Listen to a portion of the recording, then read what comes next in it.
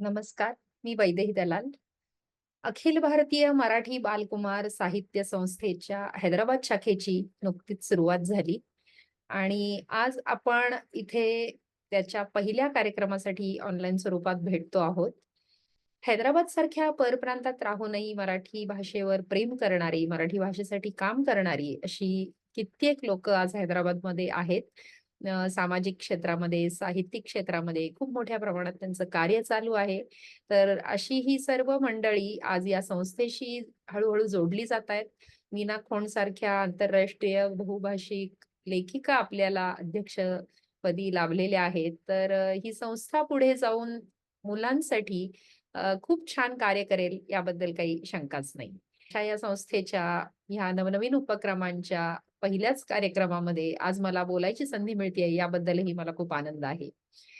आपण जर मराठी भाषेचा उल्लेख करायचा झाला तर त्याला खूप मोठा ऐतिहासिक, सांस्कृतिक आणि साहित्यिक वारसा आहे. आणि हे सर्व आपण केवळ आपल्यापर्यंत मर्यादित न ठेवता आपल्या पुढच्या पिढीपर्यंत पोहोचवणं हेही तितकंच गरजेचं आहे. आपण जर एखाद्या लहान मुलाला आज प्रश्न विचारला, एखादी मराठी फेमस व्यक्ती सांग, तर तो काय उत्तर देईल? शिवाजी महाराज. बरोबर. पण आपण त्यांचं हे उत्तर फक्त इथपर्यंत ऐकून थांबून न राहता त्याच्या पलीकडे जाऊन खूप अजून आहे, हे त्यांना सांगितलं पाहिजे. म्हणजे हे तर बरोबर आहे, की आजकाल आपण म्हटलं, की मुलांना मराठी तेवढं येत नाही, त्यांना वाचता येत नाही, त्यांना माहिती नाही. ठीक आहे, हरकत नाही. काळानुसार गोष्टी बदलत चालल्या आहेत. त्यांच्या प्रायोरिटीज वेगळ्या आहेत. त्यांना आज सिलेबसमध्ये मराठी विषय नाहीये. पण तरी देखील मातृभाषेचं प्रेम कोणाला नसतं? सर्वांनाच असतं. तर आज त्यांना जर सहजगत्या अवेलेबल होत नाहीये, तर आपण त्यांना ती माहिती करून दिली पाहिजे. म्हणजे ही आपली जबाबदारी आहे, सामाजिक जबाबदारी आहे.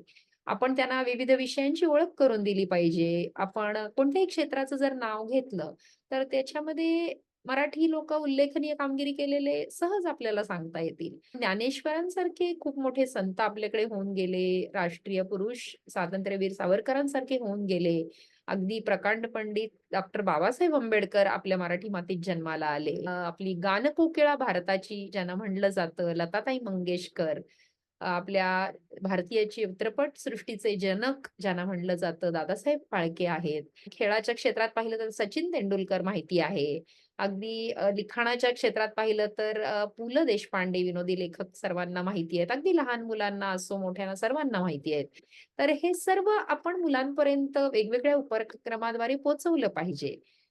जसा अभिमान आज आपल्याला मराठी भाषेचा आहे, तसाच तो त्या मुलांमध्येही अजून निर्माण व्हावा, मराठी भाषेचा विकास व्हावा, मराठी भाषेबद्दलची आत्मीयता वाढावी, म्हणून आपणच सर्वांनी प्रयत्न केले पाहिजेत.